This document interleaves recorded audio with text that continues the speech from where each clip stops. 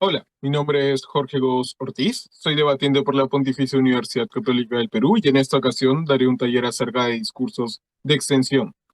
Dos aclaraciones importantes antes de comenzar este taller. Primero, está basada en mi experiencia personal y lo que yo he aprendido en mis años como debatiente. Esto implica que este taller no está ni cerca de ser perfecto y puede ser muy limitado, pero mi objetivo es dar una base sólida para que cuando hagan discursos de extensión los puedan hacer de forma tal que ganen los debates o al menos vayan mejorando en sus discursos.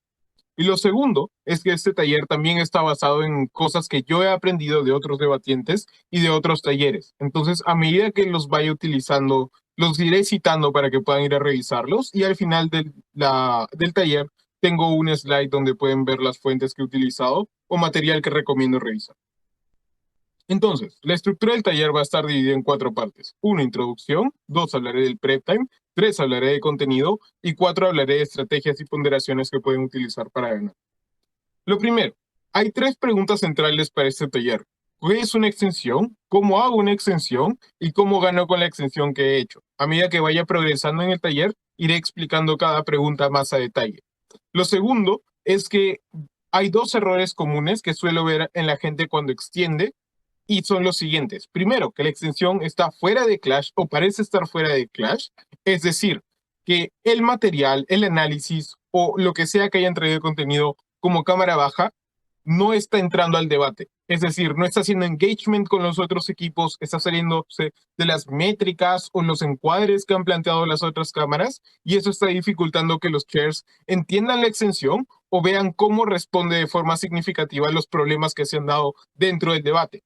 Y segundo, que las extensiones son derivativas. Muchas veces hay contenido nuevo, pero no hay diferenciaciones claras. Es decir, no entiendo qué parte es contenido nuevo, qué parte ya salió en la alta y por qué el contenido nuevo no es, o sea, es lo suficientemente importante para ganarle a su alta, ¿verdad? Y ese es el gran problema, que muchas veces hay contenido nuevo que potencialmente puede ganar un debate, pero sin la explicación de cómo es nuevo, por qué es nuevo o por qué importa, suele dificultar comprarlo, al menos en la comparativa de bancadas. Tengan en cuenta que en muchos escenarios, si es que no te compran tu extensión, es muy difícil compararte a las otras cámaras, ¿verdad? Porque, por ejemplo, para la otra alta en la que estás en cruce, ellos tienen 14 minutos de contenido exclusivo. Si no se siente mucho contenido exclusivo en los 7 minutos de extensión, pues muy probablemente estés en aprietos. Ahora, con eso en mente, lo que yo voy a usar como definición para extensiones es una contribución propia y significativa al debate. Y esto es muy importante. Uno, no tiene que ser análisis clásico de argumentos como los conocemos, ¿verdad? De premisa, premisa, conclusión, impactos, etcétera, etcétera, etcétera. Puede ser ejemplos, puede ser gráficos, puede ser refutaciones, puede ser encuadres, puede ser framings, puede ser mecanismos, puede ser caracterizaciones. En teoría puede ser cualquier cosa. Esto no implica que todas las extensiones puedan ganar, ¿verdad? Creo que hay dos cosas importantes sobre esto. Uno, las extensiones de argumentos probablemente sean las más útiles porque son las más fáciles de ponderar. Entonces, si no haces una extensión de argumentos, tienes que ser muy claro en cómo la extensión que estás haciendo es potencialmente ganadora del debate, ¿verdad? Por ejemplo, si estás haciendo una extensión por caracterizar actores o hacer framings que no hizo tu alta, tienes que explicar cómo responden estos framings a los problemas que han sucedido en Top Half o cómo ese framing es sustancialmente importante como para que tu alta dependa sus impactos de esa caracterización que tú estás haciendo y ellos no. Ahora, creo que los principios básicos de cómo hacer una extensión lo sabe todo el mundo, ¿verdad? Primero la preparas en pre-time, después escuchas el debate y después redactas la extensión y la das.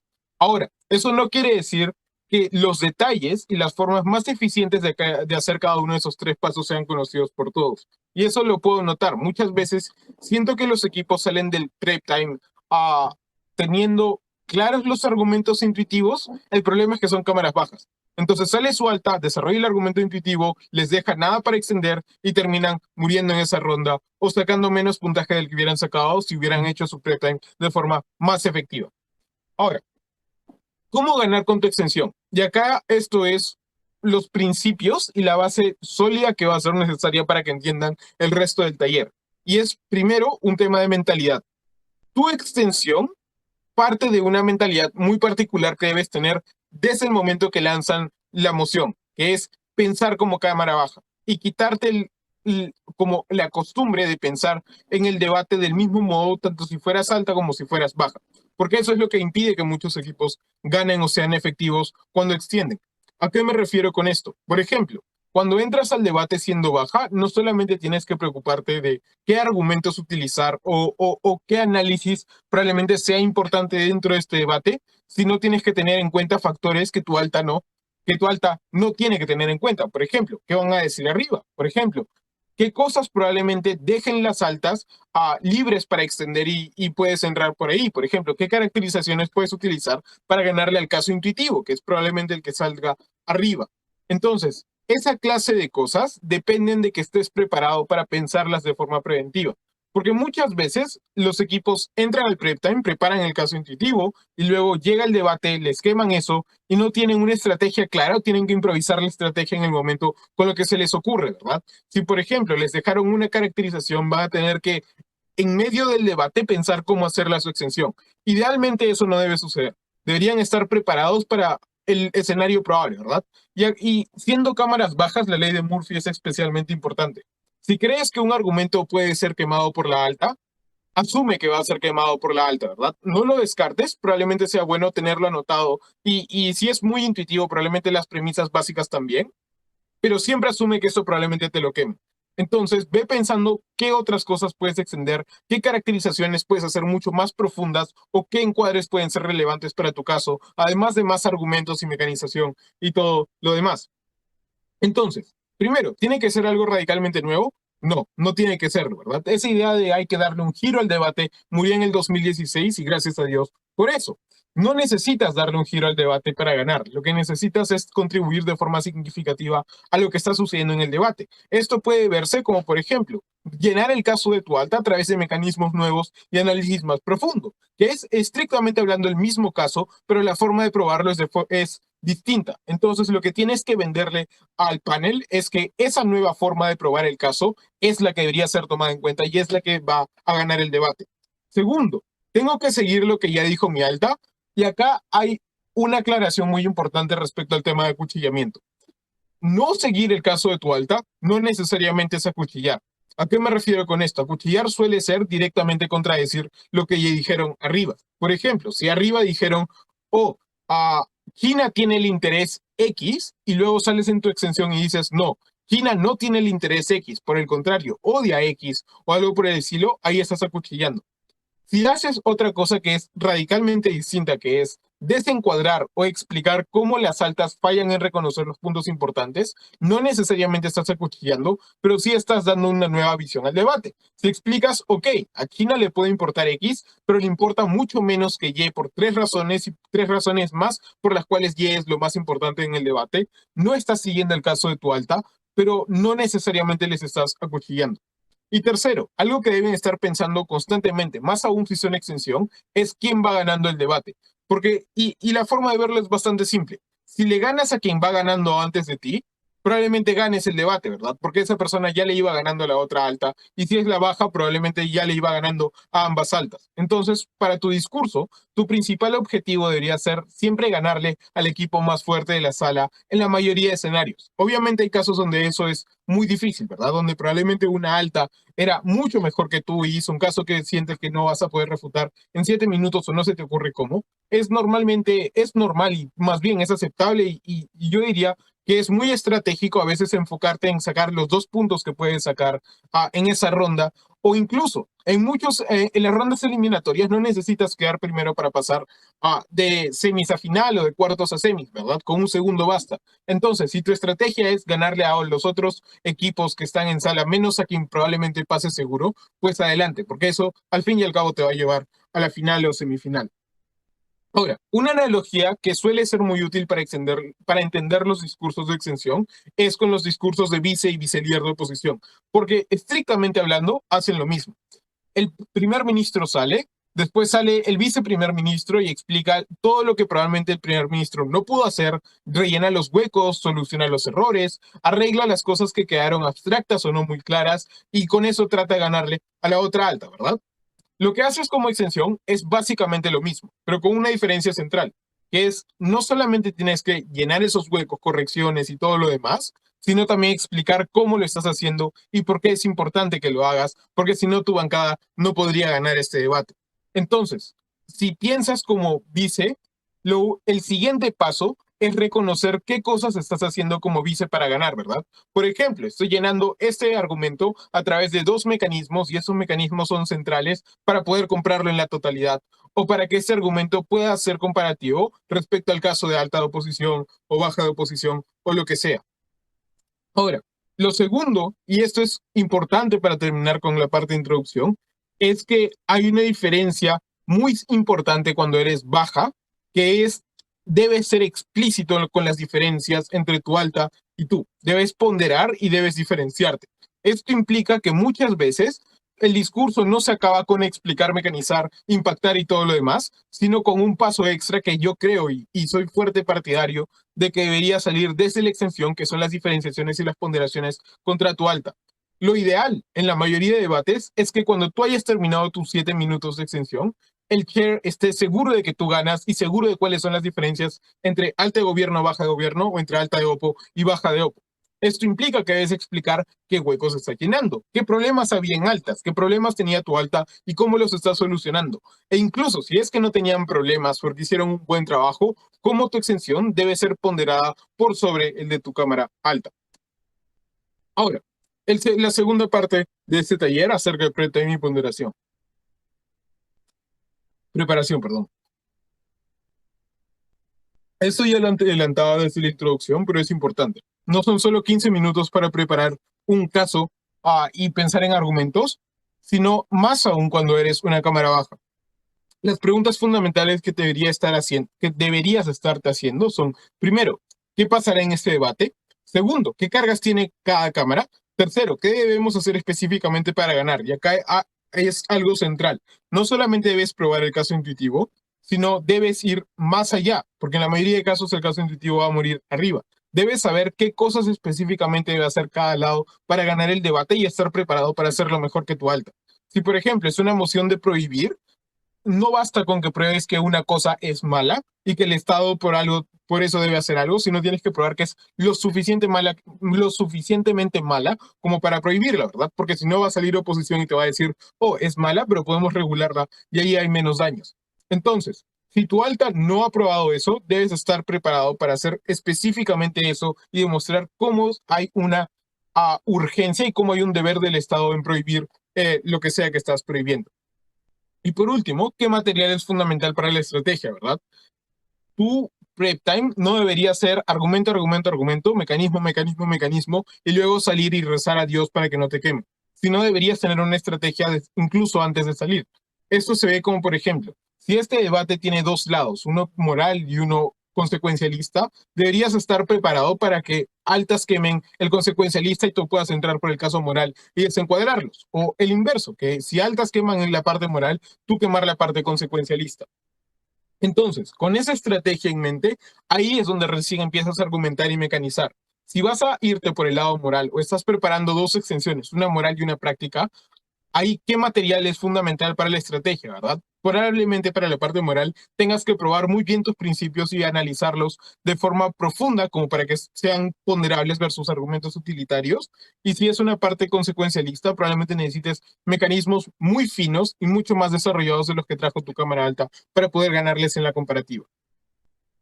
Ahora, hablemos del modelo del Preptem. Y este es uno que yo he sacado del Manchester Debate Union y sus talleres de debate, que les recomiendo mucho que los vean porque son muy, muy buenos y bastante informativos.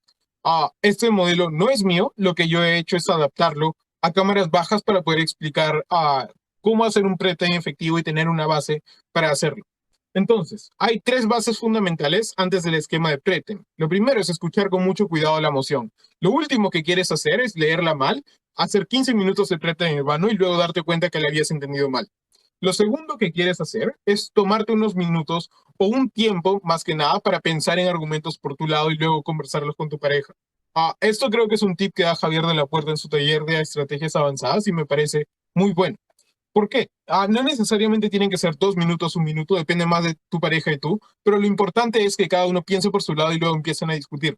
Porque sucede algo cuando empiezas a discutir con una persona que es que te pierdes en la conversación, ¿verdad? Te pierdes en lo que ambos están discutiendo y en los resultados que están sacando de su discusión.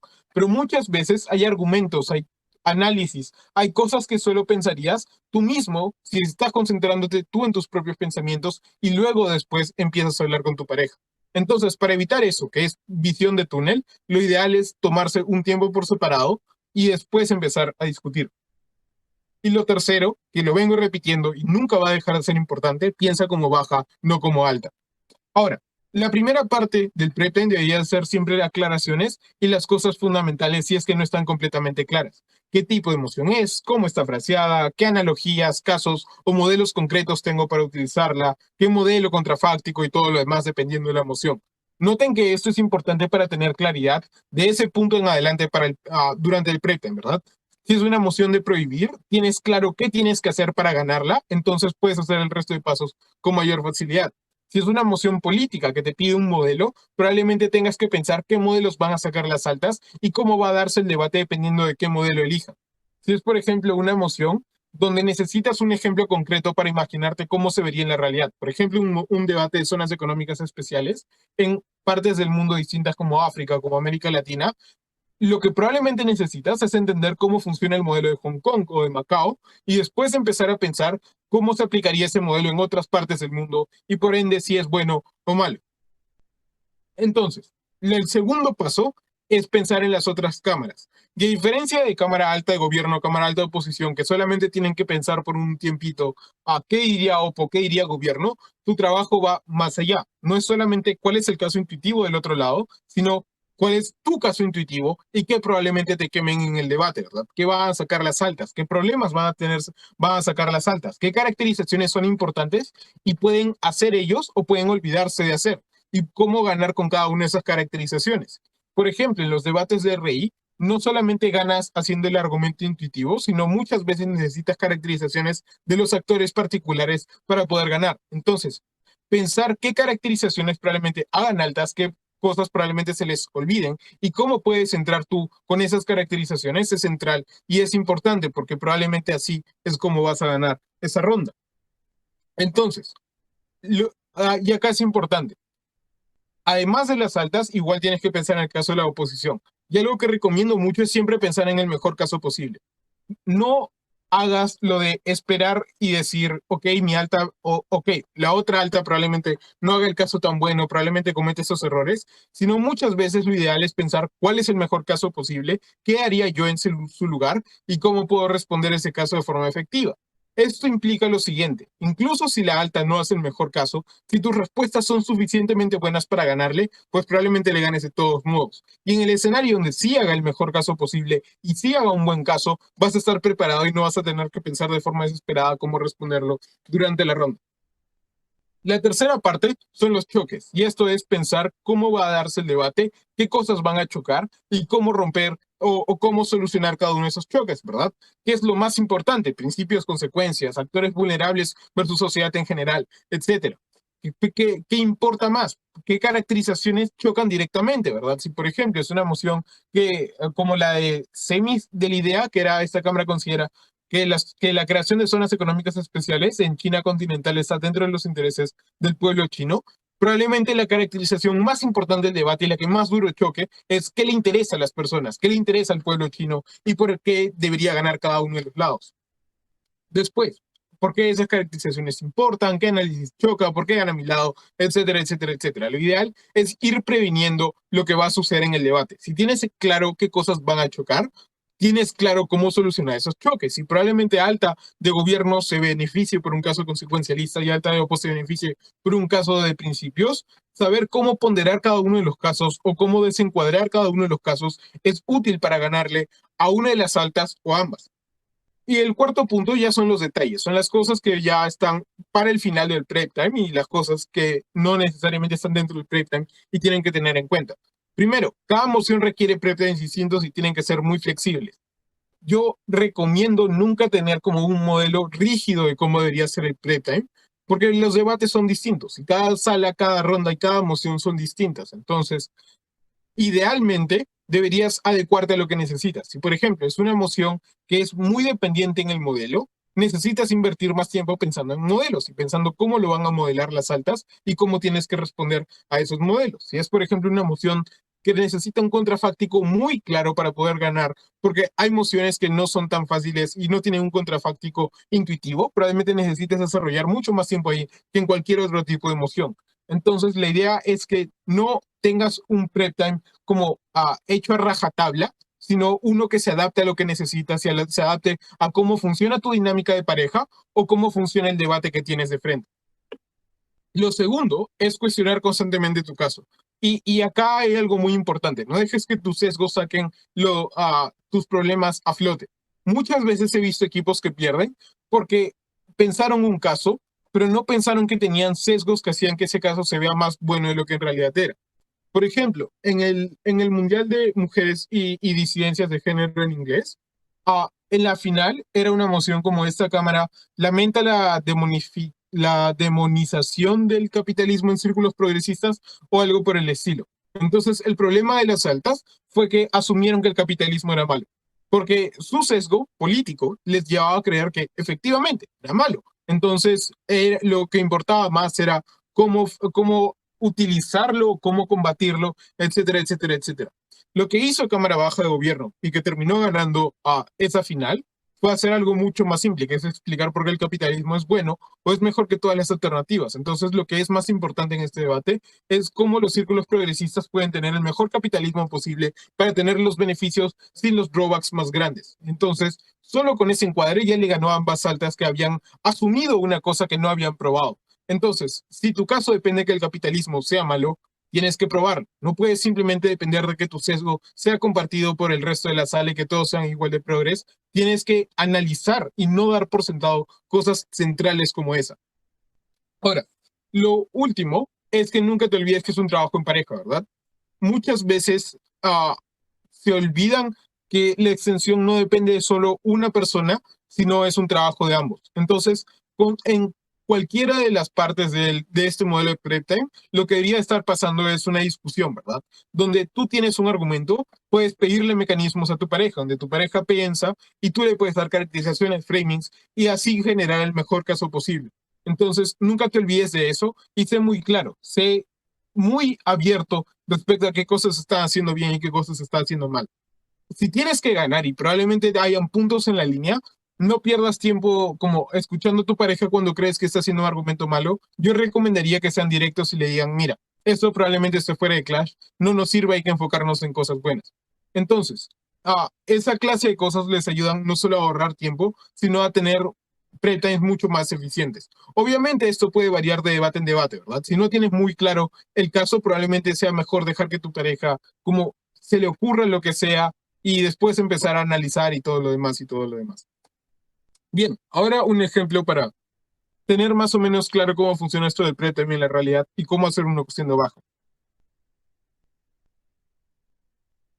Y esto es muy importante. Es una ronda del TRD donde Mati y yo sacamos muy buenos puntajes de orador y ganamos el debate. Y lo que voy a hacer va a explicar cómo funcionó nuestro prep time y por qué fue muy bueno. O sea, para dar esos speaks, el prep time fue central.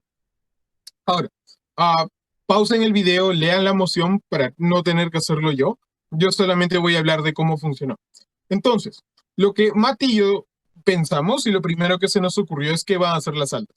Lo que probablemente hagan, y hagan no mal, pero de forma deficiente, sea analizar qué es lo más importante, ¿verdad? Si es una moción de actor, ¿qué le importa más a Turquía? Lo que asumimos fue que alta de gobierno iba a decir las relaciones con China, ¿verdad? Que haya acuerdos económicos, acuerdos bilaterales, vacunas, cosas por el estilo. ¿Qué va a hacer alta oposición? Decir que a Turquía le importan los uigures por relaciones culturales, ideológicas, religiosas, étnicas, and so on and so forth. Entonces, lo que Mate y yo hicimos en el PREP no fue desarrollar tan a profundidad alguno de los dos argumentos, sino dar criterios de comparación, criterios para creer que las relaciones con China son más importantes que las relaciones con Turquía. No las relaciones con China son más importantes que las relaciones con los uigures. No tanto de por qué le importa a China en sí mismo, sino porque le importa más a China que lo otro. Entonces, ¿cómo hicimos ese caso? Primero pensamos qué caracterizaciones son centrales para probar los intereses del actor, ya sea la sociedad, ya sea Erdogan, que es quien gobierna, y cómo eso se manifiesta en la realidad. Lo segundo que probamos es si lo que gobierno quiere hacer, porque fuimos baja de gobierno, si lo que el gobierno quiere hacer es probar que hay beneficios que vamos a sacar de nuestra relación con China, entonces acá hay algo central. Tienes que explicar por qué esos beneficios son grandes, como para que uh, sobre sobrepasen y pesen mucho más los beneficios que pueda sacar de satisfacer una relación étnica o cultural. Entonces, probando qué tanto China te va a apoyar, qué tantas cosas te va a dar, qué tanto apoyo, etcétera, etcétera, etcétera, vas a recibir de este tratado de extradición, lo que pruebas es como este net positive beneficio va a ser más importante que probablemente cualquier otra cosa que te diga Oppo. Y lo tercero que hicimos fue mecanizarlo, ¿verdad? Y probar por qué a China le interesaba tanto esto, por eso estaría dispuesta a darte muchas cosas, porque los criminales son un grupo muy particular de personas que China tiene interés en controlar, como la narrativa de que China es el dragón de Asia y que tiene mano de hierro, es algo central para el gobierno del Partido Comunista Chino y es algo muy importante para sus relaciones internacionales, etcétera, etcétera, etcétera. Entonces, al final de ese debate, no solo lo ganamos, sino lo ganamos de forma muy clara y con un caso que honestamente creo que es el mejor que tengo grabado hasta ahora. Lo voy a dejar al final del debate para que lo puedan revisar, pero desde ese prep time acertamos no solamente en qué iba a pasar en el debate, sino qué cosas iban a faltar en el debate. Entonces, cuando eso ya estaba claro, lo único que faltaba hacer en la extensión era responder a las cosas precisas que se dijeron y a los mecanismos específicos que sacaron las altas, y de ahí ya teníamos una victoria asegurada. Baja de Oppo, de hecho, hizo un buen caso y les aconsejo que lo vean. No ganaron, pero creo que tenían un caso que potencialmente podía ganar si habían mecanismos un poco más explícitos y impactos mucho más claros de los que tenían. Ahora, con este ejemplo claro, lo que he tratado de explicar es cómo se ven los pretends, ¿verdad? Y qué clase de preguntas son importantes y cómo deberían verse en su trabajo. Lo segundo, y después de tener un prep time como ese, es armar el discurso. Ahora, acabó el prep time y la pregunta es, ¿qué haces en este punto? Idealmente ya deberías tener una lista o un grupo de cosas que podrían ser potencialmente una extensión, ¿verdad? Lo que yo tengo en mi documento es como un montón de cosas que podría utilizar y que voy seleccionando, descartando a medida que va pasando el debate. Recomiendo mucho no centrarte en mecanizar como un argumento a menos que tengas muy claro que no va a salir o empezar a desarrollar todos tus argumentos porque es tiempo que puede ser que pierdas, porque si te los queman, probablemente ese argumento no go. Entonces, es tiempo que perdiste mecanizando algo que nunca ni pudiste utilizar. Es mejor tener claro cómo funciona ese argumento y quizás anotar algunas premisas, pero mecanizarlo, impactarlo y desarrollarlo a detalle suele ser contra eficiente si es que existe la chance de que te lo quemen desde arriba. Lo importante en este punto son tres cosas. Primero, escuchar y ser muy atento a lo que está pasando en el debate.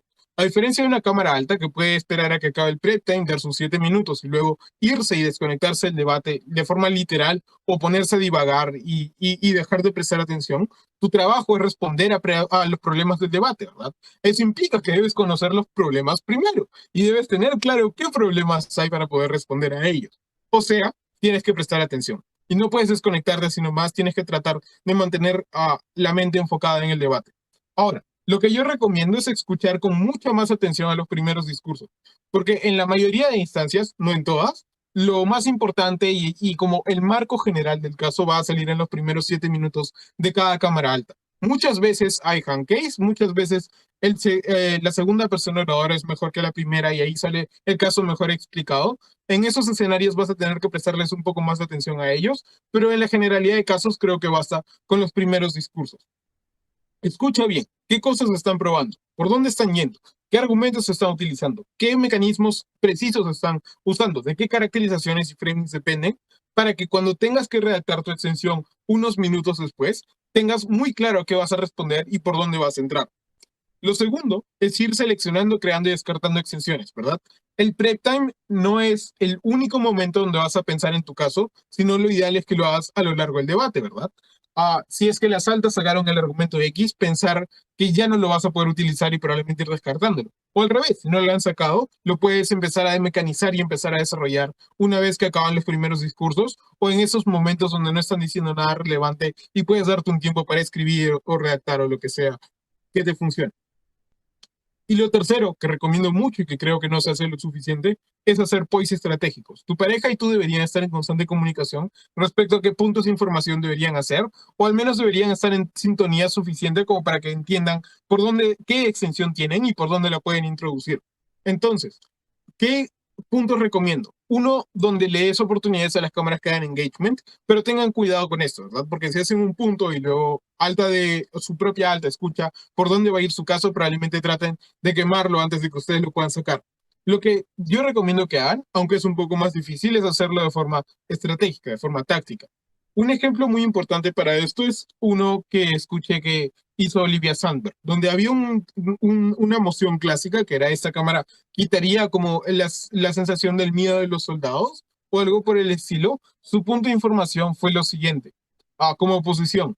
¿Estás de acuerdo con que el Estado limite o exija que cambies tu sexualidad o tu identidad de género para que puedas unirte al ejército? Lo que respondió en ese caso la alta fue, no, eso me parece terrible. Entonces, ¿qué hizo Olivia Sandberg? Probó después en su discurso como el miedo, al igual que cosas como la sexualidad o cosas como identidad, son centrales para tu concepción de persona, son centrales para lo que te identifica y lo que te compone para persona. Entonces, si es malo que te exijan que niegues tu identidad, es igual de malo que te exijan que te quiten el miedo o que dejes de sentir esta emoción.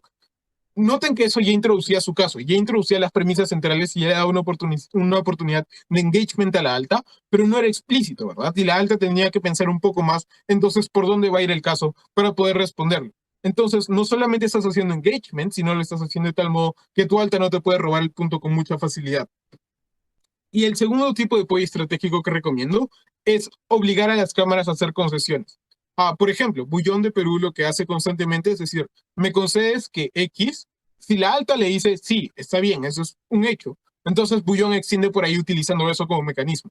Si la alta le dice, no, eso no te lo concedo por estas razones, Bullón lo que hace es hacer engagement con esas razones para luego introducir el mecanismo o el argumento. Entonces, esa clase de POIs son útiles y les recomiendo que lo hagan, porque la idea es hacer engagement con las cámaras altas. Los POIs son una herramienta central para el engagement.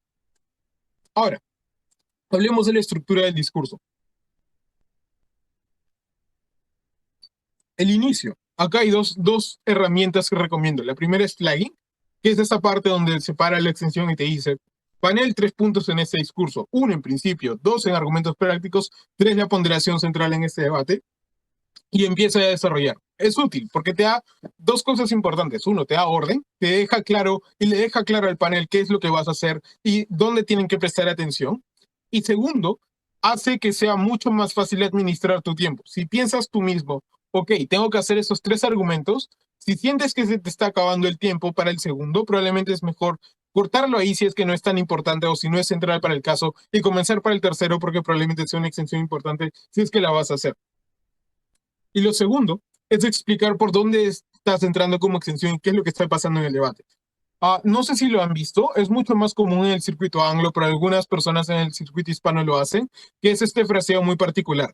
Existe un deadlock en altas, o sea, básicamente un lugar donde se han atascado y donde no se puede salir, ¿verdad? Por ejemplo, donde hay caracterizaciones diametrales opuestas y no hay muy claro cuál de las caracterizaciones es cierta o cuál es más veraz, cuál aplica a la mayor cantidad de casos, etcétera. Entonces, lo que tú haces en tu extensión es romper ese candado que existe en altas y desarrollar como una de las dos es verdadera, es más importante, es más útil o lo que sea y así ganarles a las altas, ¿verdad?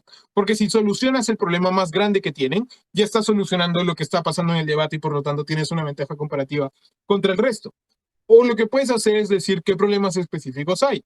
Hay una caracterización importantísima de este debate que las altas han obviado por completo, ¿verdad? Se les ha pasado de una oreja a la otra y por tanto no van a poder ganar. Porque esta caracterización, y ahí es donde explicas por qué importa, esta caracterización es central en este debate por 3 razones. 1, 2, 3. Lo que, lo que tienes que hacer, al fin y al cabo, es dejar claro qué es lo que está pasando y qué es lo que estás haciendo para solucionar eso que está pasando. Entonces lo que tiene que hacer el panel es pensar si lo estás haciendo lo suficientemente bien y ya no tener que entender ellos lo que estás haciendo, ¿verdad? Porque en muchas extensiones que he visto es voy a desarrollar tal argumento, pero lo que están haciendo es solucionar problemas de altas. Lo que están haciendo es responder a cosas que han pasado en el debate, pero no queda claro, no queda explícito. A veces tienes que tú mismo, como chair o como panel, pensar qué es lo que está haciendo y cómo esto va respondiendo a los problemas. Ahora, el problema con eso, que muchas veces los chairs no lo entienden o no lo ven a primera vista y les es difícil reconocerlo si es que esto no es explícito. Entonces, para evitar que eso suceda, lo haces en la extensión, le quitas esa carga encima al panel y haces mucho más fácil que te compren tu caso. Lo segundo, refutaciones. Y acá hay un principio central para las extensiones, y es que el tiempo es un recurso especialmente limitado si eres una cámara baja. Porque míralo así, tu alta tiene 14 minutos, tú solo tienes 7 para construir material nuevo, porque tu látigo no puede, estrictamente hablando, como argumentar, sino tiene que utilizar tus argumentos para ganar como si fueran una espada. Lo que tú tienes que hacer es la mejor espada posible en esos 7 minutos.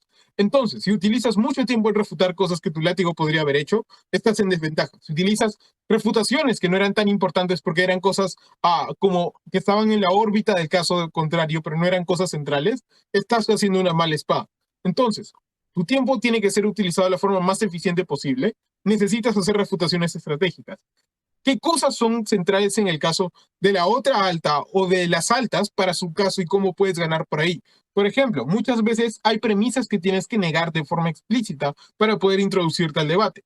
Si el caso de alta de oposición depende de que Irán sea un buen país, que es buena gente y amoroso con todo Medio Oriente, y tu caso es como Irán es en realidad una basura de países, financia terroristas y hace cosas muy malas con el dinero que tiene, como el ayatolá va y viola derechos humanos, etcétera, etcétera, etcétera, necesitas ser explícito que estás negando esa premisa y necesitas decir que esa premisa en alta oposición no es cierta. Y hay razones para creer que no es cierta.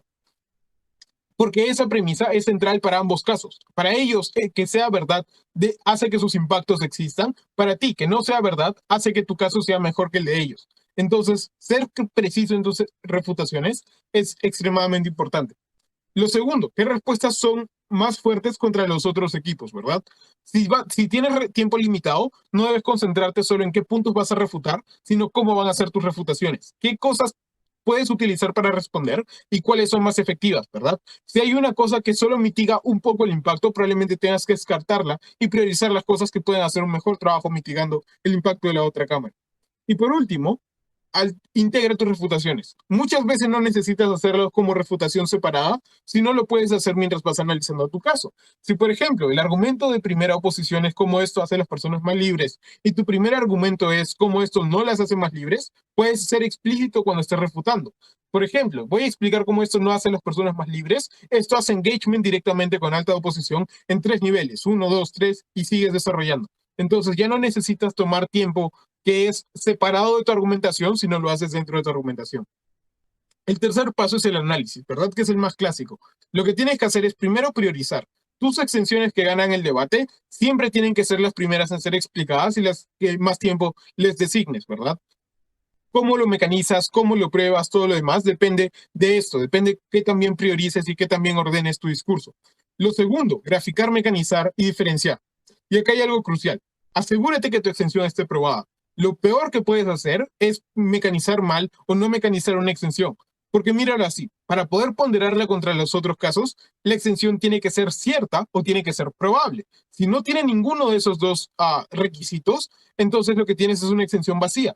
Porque si no es cierta ni probable, entonces, ¿cómo lo ponderas contra los otros casos, verdad? ¿Cómo analizas algo que no es cierto ni es probable contra el caso que ya está probado en alta de OPPO o contra el de tu propia alta o el de la otra baja? Probablemente fracases y probablemente te manden cuartos. Entonces, si tienes que desarrollar y tienes que analizar una extensión, hazlo de forma clara y hazlo de forma profunda. Porque muchas veces ganas solamente porque tu extensión fue mucho más profunda que el análisis de altas. Entonces, esa profundidad siempre es central. Y también graficarlo, hacerlo explícito. He visto que muchos casos fallan o no cumplen con lo que tratan de probar porque se quedan muy en cosas muy abstractas, se quedan en cómo los actores funcionan en un mundo a priori, pero difícilmente cómo funcionan en el mundo real, ¿verdad? Muchas veces se utilizan como argumentos como, oh, pero la gente va a protestar y esto va a hacer que el gobierno cambie.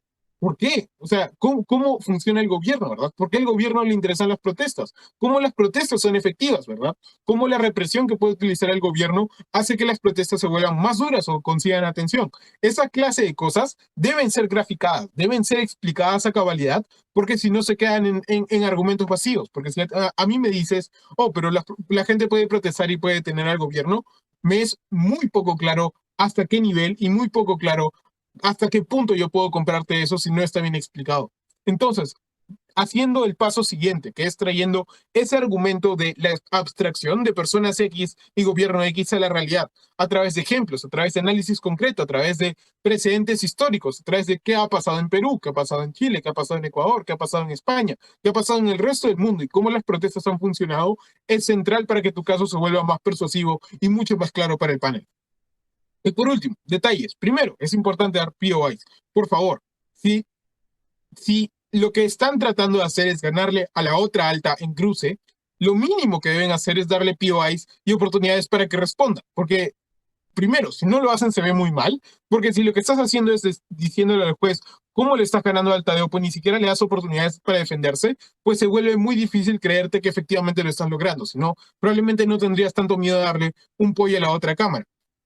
O segundo, no estás haciendo engagement o no estás haciendo suficientes oportunidades de engagement con la otra cámara, ¿verdad? Porque muchas veces el punto que te hacen es, haz engagement con tal argumento, tal mecanismo en mi caso, y si no lo haces, probablemente estés en una peor posición, por una razón muy simple. Porque la vara con la cual mides a cámaras altas y cámaras bajas no es la misma. Porque las altas tuvieron 15 minutos o 22 minutos para pensar en un caso y luego hacerlo, tú tuviste más de 30 minutos porque literalmente tuviste que esperar 14 minutos de cada lado a que terminen para recién ahí dar tu extensión. Entonces, si tuviste tanto tiempo, lo mínimo que deberías tener es análisis mucho mejor, mucho más desarrollado, diferenciado, ponderado, explicitado, mecanizado, mucho más, ¿verdad? Entonces, si no lo estás haciendo y además no estás dando engagement, probablemente se vuelva mucho más obvio que no le estás ganando a la cámara en la que le quieres ganar o a tu propia alta. Ahora, lo segundo es distribuir la carga eficientemente. Una vez más, eso es trabajo en parejas, ¿verdad? Tienes un látigo al cual quieres mucho y probablemente pueda hacer muchas cosas importantes y muchas cosas buenas y bonitas en este debate. Entonces, si no tienes tiempo para refutar, si no tienes tiempo para aclarar algunas cosas, lo más efectivo no es tratar de hablar a 3.000 kilómetros por hora, porque no todos somos Fabián Jaksic, sino en la mayoría de casos decirle a tu látigo, mira, no me va a alcanzar tiempo para hacer esto, puedes hacerlo tú, y darles tiempo para que lo desarrollen, ¿verdad? Así te ahorras el problema y probablemente puedas agregar esa clase de cosas que suelen ser importantes a tu caso sin perderlos porque no tenías tiempo. Y tercer punto, armar el discurso. Los dos problemas, los dos miedos, los dos como terrores primales que tiene cada debatiente cuando le tocan cámaras bajas. Que te quemen todo o que no se te ocurra nada y no tengas ni la más pajolera idea por dónde extender. ¿Qué haces? Primero, si es que te quemaron todo el análisis, dos cosas importantes. No hay equipo perfecto. Nadie en 14 minutos puede explicar un tema a cabalidad, sea el tema que sea, ¿sabes? Si hay gente en la academia que pasa décadas investigando y escribiendo papers de 200 páginas para explicar un tema particular, es muy difícil que en un debate de ese tema una alta haya quemado absolutamente todo en 14 minutos. Algún vacío debe tener. Lo importante es mantener la calma y mantener como estabilidad mental, porque si te pones nervioso, nerviosa, si te da ansiedad o empiezas a desesperarte, va a hacerse mucho más difícil pensar qué huecos y qué cosas no se están probando bien.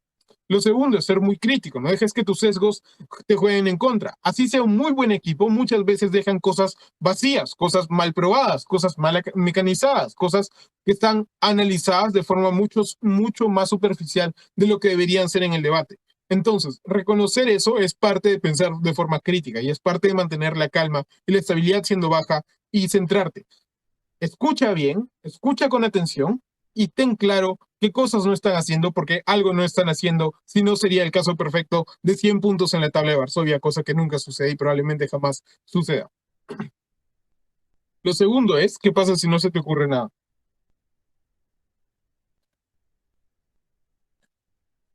Lo cual es algo que le sucede a todos, ¿saben? Como hay emociones en las cuales no tienes ni la más mínima idea. Mati y yo en el LSI nos tocó una moción de finanzas en inglés, con términos en inglés, de los cuales no entendíamos y al mismo tiempo tampoco sabíamos nada de finanzas. Entonces, como se imaginarán, entramos en crisis. Ahora, ten Tengan en cuenta una cosa muy importante, y esto es lo que dice Noam Daham en su taller de primeros discursos. Las otras tres cámaras probablemente estén en las mismas que tú, ¿sabes? Si es una moción de finanzas, las chances de que haya un PhD en finanzas en la sala son muy bajas. Entonces, probablemente esas cámaras también tienen miedo porque no saben nada o porque no tienen claro qué hacer. Entonces, con que hagas el argumento básico, pero bien mecanizado, bien estructurado, y tengas claro qué cosas salgan en altas y qué cosas puedes sacar tú como baja, probablemente ya tienes una ventaja comparativa. Si es que dentro del debate, y algo muy importante, tienes al menos el debate de cámaras altas para pensar, ¿verdad? Lo que a mí me sucede es que incluso en las instancias donde no se me ocurrió nada, el hecho de poder escuchar a las cámaras altas me da como atisbos de a dónde puedo ir, ¿verdad? Si entiendo a qué están yendo sus casos, por último, lo que puedo hacer es refutar directamente el caso de la alta que tengo en cruce directo y así extender, ¿verdad? Teniendo claro dónde falla, qué vacíos lógicos tiene y cómo lo respondo yo, incluso si no sé nada del tema. Y por último, y esto aplica para ambos casos, nunca se desesperen por un primer puesto a menos que sea una final. La única instancia donde tienes que ser sí o sí primer puesto en una sala es cuando estás en la gran final de un torneo. En el resto de instancias, ir por 2 puntos suele ser más que suficiente, ¿verdad? Si es una out round, no necesitas ganar para pasar. Te basta con ser el segundo equipo en la sala para y avanzar a la siguiente ronda. Si es durante las rondas preliminares, 2 puntos son mejores que 0, ¿verdad? Entonces, no desesperes por los 3 puntos y hagas una extensión alocada solo para tratar de ganar, cuando tranquilamente podrías hacer una extensión razonable que probablemente no le gane el equipo más fuerte, ¿verdad? Eso suele suceder. Pero sí a los otros 2 equipos y ahí saques 2 puntos y speaker points decentes, porque si quedas tercero o cuarto, tus speaker points sí o sí van a ser más bajos. Al mismo tiempo, tus puntos de equipo también.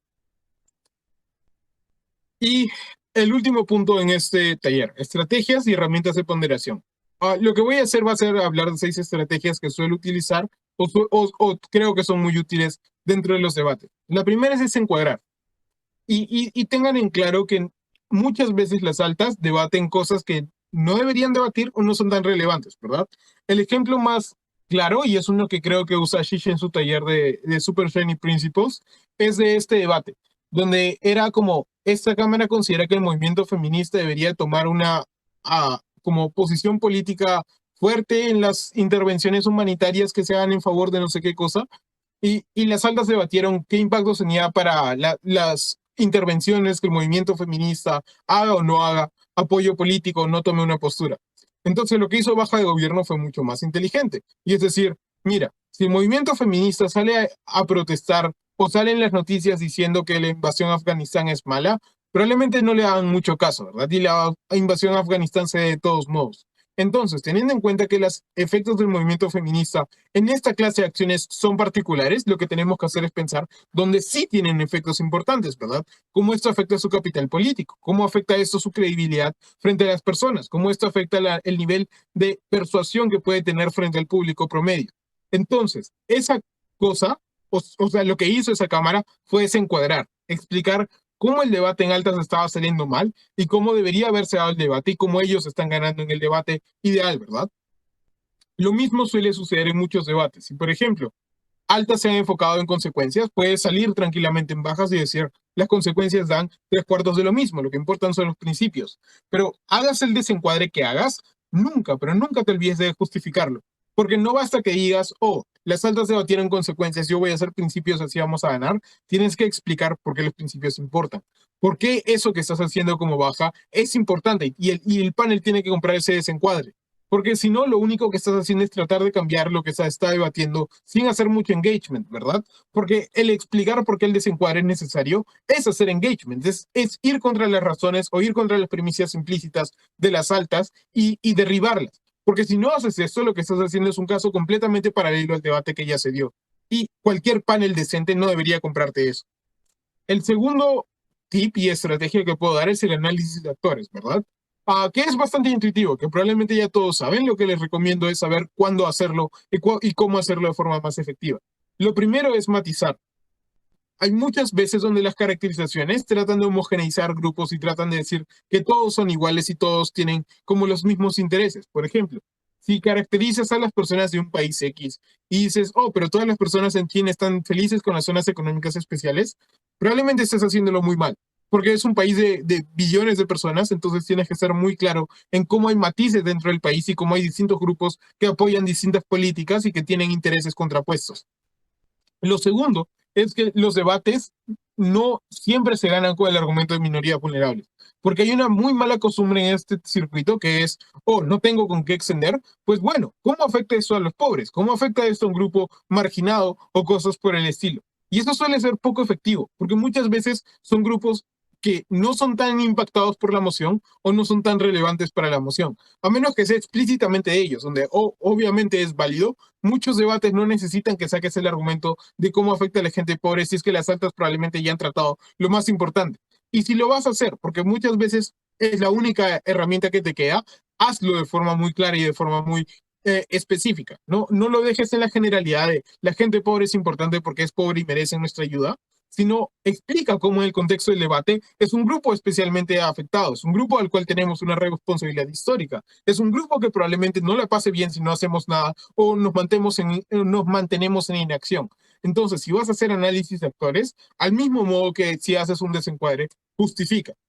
El tercer punto es reframear y es reencuadrar los debates o reexplicar las cosas que son importantes. Por ejemplo, ¿cómo se ve esto? Si es, por ejemplo, una moción de narrativas y las altas debaten cómo esta narrativa afecta a las personas y cómo se ve el contrafáctico, muchas veces lo que puedes hacer es reencuadrar el debate y explicar cómo lo que importa no necesariamente es lo que ya ha pasado hasta ahora, es decir, en un mundo donde esta Cámara lamenta el contrafáctico es lo que viene antes o lo que se supone que hubiera sucedido. Lo que puedes decir es que eso en realidad no es tan importante. Lo que importa es el futuro. Lo que importa es cómo esa narrativa probablemente afecte a las generaciones venideras y por qué son más importantes. Por ejemplo, en el debate UP Masters había una moción que era algo como esta Cámara lamenta el desarrollismo tecnológico o algo por el estilo, donde era una narrativa que había nacido en Silicon Valley que decía que las máquinas podían solucionar nuestros problemas. Las altas se enfocaron en un debate de qué hubiera pasado si eso nunca hubiera existido y cómo hubiera sido el mundo de forma distinta. Lo que hicimos Andrés y yo fue algo muy simple y es explicar, Silicon Valley tiene como 20 años de existencia, quizás un poco más. Los cambios que se han conseguido en ese tiempo no son relevantes, porque estaban muy limitados por la tecnología en su momento. Entonces, si nunca hubiera existido esto, igual no hubieran desarrollado tanto. Lo que sí importa es cómo va a verse el mundo mañana, en un mes, en 2 meses, en un año, en 2 años, en 5 años, en 10 años, donde la tecnología sigue avanzando de forma exponencial y cada vez está más metida en nuestras vidas, está más metida en lo que hacemos en los sistemas de justicia, en los sistemas estatales, en los sistemas legales, en los sistemas administrativos. Entonces, si es que la tecnología va a estar tan metida o mucho más metida de lo que está ahora, la narrativa que determina cómo funciona la tecnología es extremadamente crucial para que tengamos un futuro mucho mejor. Entonces, así sacamos de debate a las altas y ganamos el debate. La tercera estrategia es el delta. Una de las cosas más controversiales que hay en nuestro circuito, porque hay un odio irracional en los términos anglo que puede ser justificado en la medida que muchas veces son pretenciosos e inútiles, pero creo que el delta, detrás del término anglo, que en realidad significa cambio marginal, es muy útil dentro de los debates. ¿Se acuerdan eso que expliqué en la ronda de China? De que tenías que probar qué tan grande es el apoyo que te va a dar China hacia Turquía para probar que los impactos se van a dar. Ahí, ese es el delta del caso, explicar cómo hay un cambio marginal, ¿verdad? Si es que apruebo la reforma o el tratado o lo que sea que Turquía tenía que aprobar, ¿qué tan grande es el cambio para los intereses de China? Y por lo tanto, ¿qué tanto apoyo nos va a dar?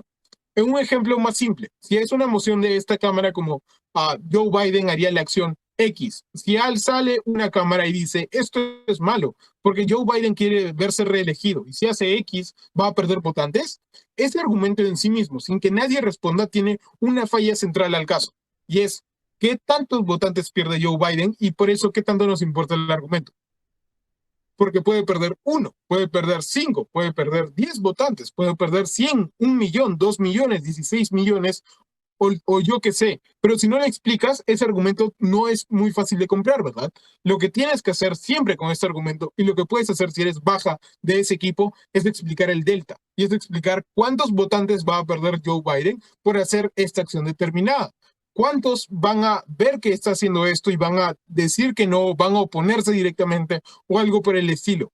Ahí es donde estás explicando cuál es el cambio que está sucediendo en el debate y por lo tanto el cambio que es importante para comprar el argumento y el análisis. El ejemplo que usa Javier de la Puerta en su taller es en esta moción de esta Cámara como padre de una comunidad minoritaria le enseñaría a su hijo a desconfiar de la autoridad. El análisis que hace es, si las altas desarrollan el tema de relación padre-hijo, lo que hace es simple, es explicar cómo tiene muy poco delta, cómo en la relación en que tiene un hijo con su papá hay mil cosas, ¿verdad? Donde que también vea la autoridad es solo una del millón. Entonces, ¿qué tanto va esto a afectar su relación como padre-hijo? Es muy difícil de ponderar, ¿verdad? Porque es un impacto muy limitado. Lo que sí es importante es el bienestar del hijo y ahí es donde extiende y ahí es donde gana, etcétera, etcétera, etcétera. Los segundos son refutaciones, que eso más o menos ya lo expliqué, pero nunca lo pierdan de vista, porque muchas veces puedes ganar un debate solamente refutando. Si demuestras que el caso del equipo que va ganando el debate no es tan bueno y le puedes ganar, entonces probablemente ganes de ronda, ¿verdad? Una vez más, sean estratégicos cuando lo van a hacer y hay ocasiones en las que amerita refutar, o sea, extender solamente refutando. Porque si su alta sacó el caso intuitivo y aún así pierden contra el caso de la otra cámara, pues lo que pueden hacer es refutarlo de tal modo que el caso intuitivo ahí recién toma peso. Y lo que haces es ponderarlo y explicar cómo sin estas respuestas que trae baja de gobierno, el caso de alta de gobierno no se sostiene, porque sigue perdiendo contra alta de oposición. Depende de que tú hayas respondido y hayas contrarrestado los mecanismos de alta de opo, que el gobierno puede ganar este debate. Entonces el gobierno que va a ganar no es alta de gobierno, sino es baja de gobierno. Y la sexta estrategia es weighing, que es básicamente pesar argumentos. ¿Cómo se ve esto y por qué es importante? Y eso lo voy a explicar un poco más a detalle en la ponderación. Muchas veces no tienes que ganar explicando argumentos nuevos, sino dando criterios para analizar los argumentos que ya se dieron en este debate. Si, por ejemplo, es un debate de consecuencias versus impactos de principios, o más bien, si es un debate de impactos prácticos versus principios o algo por el estilo, no necesariamente tienes que ganar explicando uno de los dos lados. Puedes hacer algo mucho más inteligente, que es pesarlos, explicar por qué en este debate particular un argumento es más fuerte que el otro. Entonces, con esa explicación, es ahí recién donde pueden comprarle el análisis a la alta. Lo que haces es hacerla dependiente de tu weighing de cámara baja para que su caso de cámara alta funcione. Por ejemplo, si es un debate de política criminal, muchas veces hay dos líneas intuitivas, principios y argumentos prácticos. Si, por ejemplo, alta de gobierno dice, oh, pero esto va a afectar a la sociedad y eso es malo. Alta de oposición dice, oh, esto va a afectar a los prisioneros y eso es malo. Lo que puedes hacer es ponderar los argumentos y hacer un weighing explícito de cuál es más importante. Por ejemplo, la sociedad tiene mecanismos de reclamo, mecanismos de reforma, mecanismos de acción legislativa, pero los presos no tienen nada de eso. Los presos no son escuchados por nadie. Entonces, a quien debemos ponderar por encima es a quien tiene menos chances de hacer un cambio por sí mismo. O qué es más importante, ¿verdad? El impacto o el backlash o la dignidad humana. Hay tres razones por las cuales la dignidad humana siempre va a ser lo más importante, incluso si es un preso o una persona muy mala o algo por el estilo. Así, lo que haces es ganar el debate sin estrictamente argumentar en términos como tradicionales de este es el argumento y esos son los mecanismos, sino ponderando y haciendo weighing entre argumentos que ya se dieron en el debate y dando criterios nuevos que los jueces tienen que comprar para poder solucionar los problemas. Y el fraseo que recomiendo cuando vayan a hacer extensiones de weighing es el siguiente. Sin el weighing, lo que tiene son dos casos paralelos que hacen muy poco engagement entre sí mismos y tienen muy pocas explicaciones de cuál debería ganar esta ronda. Incluso, si es que un caso le está ganando al de tu alta, lo que explicas es cómo el caso de alta por sí mismo no se sostiene y está perdiendo contra la otra cámara. O los casos no están haciendo suficiente engagement y es muy difícil adjudicar un ganador. Entonces, lo que haces es dar criterios para encontrar quién va ganando y por qué va ganando, qué tanto va ganando y cuáles son las diferencias entre los casos que hacen que uno sea más importante que el otro. Si no te compran ese análisis, lo que tienes es unas altas que están al mismo nivel y como lo están haciendo de forma subpar, o lo que tienes es una alta, o es tu alta perdiendo el debate porque no tienen criterios de comparación suficientes como para ganarle. Entonces, solo mediante comprar ese análisis le das solvencia a los casos de altas o das criterios claros bajo los cuales este debate debe funcionar y por tanto quién debe ganarlo. Y por último, y esto es tan importante para los primeros ejemplos como para los últimos y para los medios, justificar. las estrategias no valen nada por sí mismas, ¿verdad? No, o sea, la palabra delta es tan útil como la palabra acceso epistémico, tan útil como la palabra trade-off, en no tener un significado intrínseco. O sea, decir, voy a aceptar el trade-off, voy a reconocer el acceso epistémico que mi alta no reconoce, o decir, voy a analizar el delta que no está claro en altas, no tiene significado alguno, no tiene valor, es una afirmación vacía hasta que le das tú el valor, le explicas al juez cómo el delta es importante en este caso, cómo estrategia, esta estrategia hace ganar el debate, ¿verdad? Cómo sin el análisis del delta, el debate que tienes es uno de muy baja calidad, o es uno muy poco claro, o es uno donde una de las dos cámaras de arriba está perdiendo o algo por el estilo.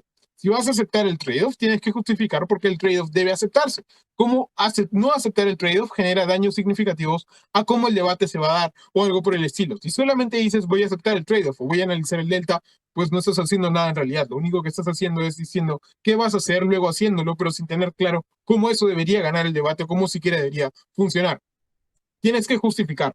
Hagas lo que hagas. Si vas a analizar cualquier cosa que analices o hagas la extensión que sea, tienes que justificar por qué esa extensión debe existir, por qué esa extensión debe estar en este debate, porque si no, algo malo sucedería, que es que el debate no tendría un argumento central, o no tendría una caracterización específica, o no tendría una pieza de análisis que es fundamental para entender el caso de tu bancada o lo que sea. Ahora, el último punto que voy a explicar en este taller es la ponderación. Y acá hay una aclaración muy importante antes de comenzar. No puedes probar o no puedes ponderar argumentos que no están probados. Este punto específico presupone que lo que has hecho ha sido probar el argumento y ahora tienes que pesarlo contra las otras cámaras. Entonces, si no lo has probado, pues pruébalo, mecanízalo, busca razones para creer que es cierto, da ejemplos, analiza cómo se ha visto esto en el pasado y cómo se va a ver ahora y por lo tanto qué tanta efectividad va a tener.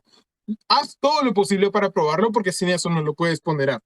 Lo que voy a hacer es explicar 10 criterios de ponderación que suelo usar o me parecen útiles en la mayoría de debates, ¿verdad? Porque lo que tienes que hacer al fin y al cabo es explicar por qué tu caso es mejor que el otro. Ahora, ¿cómo explicas eso? Con esos criterios o con los criterios que se te ocurran y que quizás no están acá. Pero lo que estás haciendo al fin y al cabo es decir, hay dos argumentos, la razón por la cual uno gana el debate y el otro no, es la siguiente. Primer criterio, certeza. Si la gente estará feliz o molesta con una política determinada, como por ejemplo la que está ahí de ejemplo de esta Cámara, le daría amnistías a los dictadores a cambio de dejar del poder, no es tan importante porque no tenemos razones reales para creer que va a ser una reacción homogénea. Es decir, esto puede molestar a un grupo, hacer feliz a otro, no tenemos claro quién va a ser cuánto, o sea, quién va a ser de cada grupo, cuántos van a ser de cada grupo, o qué tan profundo va a ser el impacto o algo por el estilo, lo que sea, etcétera. Lo que sí sabemos es que eso tiene impactos cruciales, ¿verdad? Como comenzar un nuevo gobierno, como solucionar conflictos causados por la dictadura, como dar oportunidades de reparación a personas que no le recibirían si es que ese dictador siguiera en poder.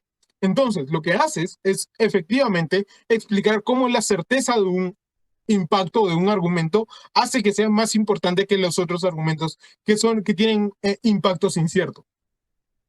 El segundo criterio es la profundidad del daño, ¿verdad? Siguiendo el mismo ejemplo. Si una persona se siente muy mal o muy bien porque un dictador acaba de ser perdonado o se le ha dado una amnistía, puede ser importante, pero probablemente qué tanto daño le estás haciendo a las personas que necesitaban o beneficios le estás haciendo a las personas que necesitaban reparación lo sea más. Porque el daño que estás generándole a esa persona probablemente sea sentirse mal en uno de los escenarios. El daño que estás generando al no dar la amnistía es quizás mantener zonas de guerra, quizás mantener conflictos vivos, quizás mantener políticas gubernamentales del dictador que eran terribles y que eran atroces para los derechos humanos o algo por el estilo. Entonces, aceptando que existe un daño en el otro lado, mi daño es mucho más fuerte y mucho más importante porque es mucho más profundo. Tercero, idoneidad de la medida. Este problema podría solucionarse con otra medida menos gravosa o menos costosa. Si, por ejemplo, el gobierno pone el framing de haríamos esto porque los dictadores probablemente estén muy vulnerables y eso implica que van a aceptar esta amnistía, lo que haces es explicar precisamente, si están tan vulnerables, lo mejor es derrotarlos, asegurarte que sus facciones no pueden volver al poder ni por política ni por otras vías porque están demasiado débiles, y sancionas al dictador, lo metes a la cárcel, lo juzgas penalmente, una vez que lo captures o lo matas y ya está en una operación militar para asegurarte que nadie más tenga una idea de que ese dictador sigue vivo o algo por el estilo, yo qué sé. Entonces, si pruebas que la otra medida es mucho más idónea, probablemente ganes el debate, porque si hay que usar una de las dos, usa la mejor posible, y la mejor posible es la mía, no la de ellos. Obviamente esto puede ser volteado, ¿verdad? Porque esto implica costos de vida, esto implica seguir en guerra, esto implica guerras de guerrillas que muchas veces tardan mucho más de lo que deberían, incluso si hay una simetría de poder muy grande. Entonces, teniendo en cuenta que eso va a suceder, muchas veces es mejor acabar el conflicto por la vía menos gravosa, que es perdonándolo, pero aceptando que hay muchos más beneficios a largo plazo, como la capacidad de reestructurar el tejido social o lo que sea. Cuarto, proporcionalidad. Muchas veces las medidas son desproporcionales, ¿verdad? Y este ejemplo es muy simple. Si es una moción como esta Cámara daría cadena perpetua a todos los criminales, lo que puede decir el gobierno es, ok, esto va a hacer que la gente tenga miedo de cometer crímenes, y eso es bueno porque nadie va a cometer crímenes. Lo que puedes decir es que eso es absurdamente desproporcional, ¿verdad? Porque no hay ningún sentido en meter a la cárcel a alguien de cadena perpetua por un crimen menor, por, yo qué sé, robar un celular o algo que puede ser fácilmente subsanable, porque hay muchas otras soluciones que son mucho más proporcionales y son menos dañinas, pero romper el principio de proporcionalidad es malo en sí mismo, porque vas en contra del sistema de justicia, porque vas en contra de los derechos humanos, porque vas en contra de lo que las personas tienen como derecho, que es recibir un proceso justo y adecuado a sus necesidades y a las acciones particulares que han hecho, y no uno genérico donde literalmente los mandan a la cárcel por hacer cualquier estupidez. Quinto, deberes especiales, ¿verdad? Muchas veces el Estado tiene, o el Estado o el actor de la emoción tiene un deber más importante hacia un grupo que hacia otro. Por ejemplo, si es una emoción de qué haría el movimiento feminista, si sale el gobierno y te dice esto va a hacer que los hombres se sientan mal, pues te paras y dices, boo-hoo, male tears y ya está. Y explicas cómo las mujeres son un grupo con el cual ese movimiento tiene un deber especial. Por lo tanto, cumplir ese deber con ellas es más importante que cumplir ese deber con cualquier otro grupo, hombres o lo que sea. Entonces, si explicas eso, probablemente tu impacto pese más en la medida que respondes al grupo particular que necesita esa atención y no al otro. El sexto criterio de ponderación, principios versus consecuencias, ¿verdad? Que es el clásico y es probablemente uno de los más centrales en este debate.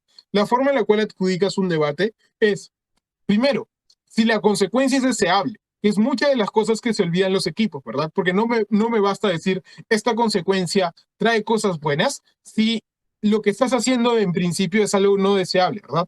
El ejemplo clásico de torturar dictadores. Si torturar terroristas, perdón. Si torturas a alguien, estás violando su dignidad, estás violando sus derechos, estás haciendo acciones inhumanas. Si es que consigues beneficios prácticos de eso, pues no importa, porque lo que estás haciendo para esos beneficios es algo tan severamente dañino y tan aborrecible que haya beneficios prácticos no pondera sobre encima de todas las violaciones de cosas importantes que estás haciendo, ¿verdad? Porque es literalmente ir en contra de lo más básico que tiene una persona, que es su humanidad, su dignidad y su necesidad de tener como que no le torturen y no le saquen uñas o no le corten dedos o algo por el estilo.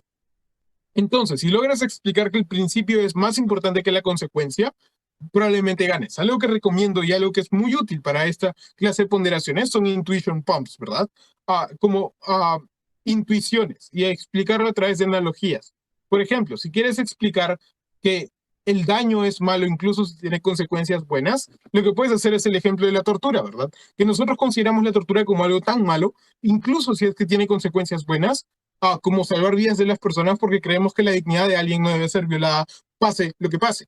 Si, por ejemplo, quieres explicar cómo la justicia, en el caso de las amnistías, funciona de forma utilitaria, puedes analogarlo con el tema de los colaboradores eficaces. La forma en la cual metes a la gente de Odebrecht a la cárcel es haciendo que otra gente de Odebrecht colabore con decirte información a través de reducirles la sentencia o no meterlos a la cárcel. La razón por la cual haces esto, incluso si cometes la injusticia de no meterles a la cárcel a pesar de ser criminales y corruptos, es porque crees que hay cosas más importantes que meter a una persona individual a la cárcel, como solucionar el problema macro, como solucionar el problema de la corrupción y el problema de los robos al Estado y a las personas a gran escala, ¿verdad? Entonces, en la medida que logras esto, es más importante esa consecuencia que el principio base de la justicia y darle a quien lo que se merece. Y lo analogas con el caso de los dictadores. Si logras probar que esto va a generar paz, va a generar reconstrucción del tejido social, va a disminuir las muertes y va a traer un nuevo periodo de prosperidad a las personas, está justificado entonces romper el principio de justicia porque las consecuencias pesan muchísimo más. Séptimo criterio, impacto en el tiempo, que es corto, mediano y largo plazo. Ese no requiere mucha explicación. Lo que sí les voy a decir es algo importante. Mientras más a largo plazo sean los impactos, más difíciles de probar son, ¿verdad? Porque ahí el mundo puede cambiar mucho y puede ser que los intereses que tengan los grupos varíen de forma radicalmente distinta en los próximos 20, 30 años. Entonces, si van a hacer un impacto a largo plazo, traten de probarlo con mucho más detalle y mucho más profundidad de lo que probarían un impacto corto y mediano plazo. Ahora, una ponderación muy inteligente que creo que le hace Michael Dunn y después se volvió popular en SP y utilicé en un torneo y literalmente me llevó a la final, es la de los niños del futuro, que es una ponderación muy inteligente, que es básicamente lo siguiente. La cantidad de gente que podemos afectar con una medida determinada en el aquí y en el ahora es limitada, ¿verdad? Probablemente puedas tener una hoja donde estén las personas afectadas por esta medida y sea un número limitado, finito y contable, ¿verdad? El problema es que la cantidad de personas que van a verse afectadas en el ahora es mucho más irrelevante comparada a las personas que se van a ver afectadas en el futuro, ¿verdad? Porque si ahorita puedes afectar a, yo qué sé, 500 personas, las personas que se van a ver afectadas por esta medida que aún no han nacido van por los miles, millones, billones, porque aún no tenemos un número definido para estas personas. Entonces, en la medida que estas personas son inocentes, son muchas más y no tienen ninguna responsabilidad respecto a las acciones que estamos tomando nosotros por ellos, merecen que la acción que se tome sea la que sea menos gravosa para ellos y les genere menos daños. Eso es una ponderación muy útil y así es como pruebas que a largo plazo o el impacto a las generaciones venideras es más importante que el impacto a las que ya están acá. Octavo, prevención, mitigación y reparación. Y están ordenadas en jerarquía. Siempre es mejor prevenir que lamentar y lo mismo funciona en BP. Si previenes un impacto, evitas que alguien sufra. Si tratas de reparar el impacto, alguien ya sufrió. O no, si tratas de mitigar el impacto, alguien ya está sufriendo, pero haces que ese sufrimiento se reduzca o sufra menos personas. Si tratas de reparar, hay un daño que ya se cometió y ya personas sufrieron, lo que haces es devolverles algo con tal de disminuir como el sufrimiento que les has traído en la vida o algo por el estilo. Entonces, siempre es preferible prevenir antes que mitigar un daño, porque eso implica que el daño sí sucede en la mitigación y no en la prevención, y siempre es preferible mitigarlo antes que repararlo, porque eso implica que el daño va a ser menor y por tanto hay menos gente que está sufriendo, incluso si les reparas a posteriori. Noveno, costo material, y esa es la ponderación clásica, que cuesta más, que es más eficiente, que te da más dinero o menos dinero, ¿verdad? Si esto cuesta mucho, probablemente preferirías hacer una medida que sea más barata o más eficiente con el dinero, and so on and so forth. Y décimo, riesgo. Muchas veces los debates no se ganan por probar que hay una cosa que va a suceder, sino que existe una que en el escenario en el que suceda es tan dañina que probablemente no merece la pena hacerlo. Si, por ejemplo, tienes una máquina en la cual si presionas un botón rojo, tienes 50% de posibilidades de ganar $1000 y 50% de posibilidades de morir una muerte muy dolorosa, probablemente no valga la pena presionar el botón, porque las chances son iguales, entonces puedes ganar $1000 con los cuales puedes comprarte cosas muy bonitas, pero en el escenario en el que suceda la cosa mala, pues vas a sufrir, ¿verdad? Vas a sufrir una muerte muy dolorosa. Lo mismo sucede, por ejemplo, en casos de guerras nucleares, ¿verdad? Si, por ejemplo, existe el riesgo de que suceda una guerra nuclear, pues el impacto es enorme. Lo que tienes que explicar entonces es que solamente la existencia del riesgo es suficiente para no hacer una acción. Porque en el escenario en el que suceda y se terminen dando los impactos finales, las consecuencias van a ser brutalmente malas, irreversibles y todo lo demás. Entonces, ante no hacer nada y evitar que ese daño suceda en el 100% de los casos o darle chance de que suceda, preferimos quitar el riesgo de encima. Entonces, estos criterios se suman, estos criterios pueden usarse en distintas ocasiones y pueden serles útiles. Lo ideal es que utilicen los que son más importantes para la emoción que tienen enfrente.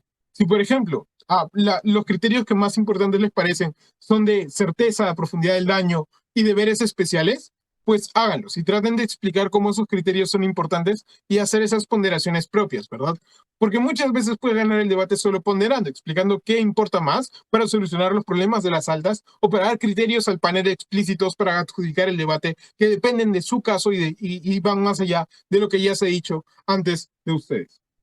Ahora, eso ha sido todo por hoy. Lo que tienen ahí es material y recursos que yo recomiendo. Primero, los videos del round robin en inglés. son brutales. Vean los equipos que hacen top break, como Michael Dunn y Ashish Kumar, como Batula y Trenton, etcétera, etcétera, etcétera, porque sus rondas son brutales, las extensiones que hacen son brutales y algo pueden aprender de verlas. Por ejemplo, la extensión de la final del round robin en inglés que acaba de salir es brutalmente buena, ¿no? De Trenton y Batula. A mí me gustó mucho. Creo que igual hay una discusión en las oposiciones, pero la extensión en sí misma es algo de lo cual he aprendido muchísimo. Lo mismo con el resto de casos. Hay una de Dan Happen donde gana un debate en 20 segundos en la moción de Sorrow y Tristeza. Una cosa brutal y espectacular. Revísenlos, les va a servir. Después, talleres del Manchester Debate Union, que ya mencioné porque son muy útiles y de los cuales estoy sacando el modelo de Playtime. El taller de extensiones de Tim Bullich, que me ha servido para entender muchos de esos conceptos y que lo había visto hace mucho y me ha mejorado, me ha ayudado a ser un mejor extensionista. Estrategias de cámaras bajas de Lorenzo Pinasco, que tiene muchos de estos consejos explicados, modelos de casos de Juanita. Y esto me parece muy importante, porque mientras menos tiempo pases pensando en cómo la emoción funciona, más tiempo tienes para desarrollar tu extensión y analizar. Después, Super Shiny Principled Arguments de Ashish Kumar, que me parece de lejos y by far el mejor taller de principios que existe ahorita y está grabado. Revísenlo, son 2 partes, es relativamente largo, pero lo vale 100%, cambió mi vida. Y después tienen 2 rondas de debate que me parecen buenas para analizar las extensiones. Primero, la del TRD, de la cual hablé antes, y pueden revisar para ver cómo se dio la extensión y cómo funcionó ese debate. Y después está los cuartos de final del WEC 2016, donde Baja de Oppo, que era a Binu y Joe McGrath, le parten la cara a Bo y a Fanel. Y eso que Bo y Fanel hicieron un muy buen caso. Pero lo que hace Baja de Oposición es brillante. Entonces revisen sus extensiones porque son muy, muy buenas. Eso es todo. Muchas gracias por ver.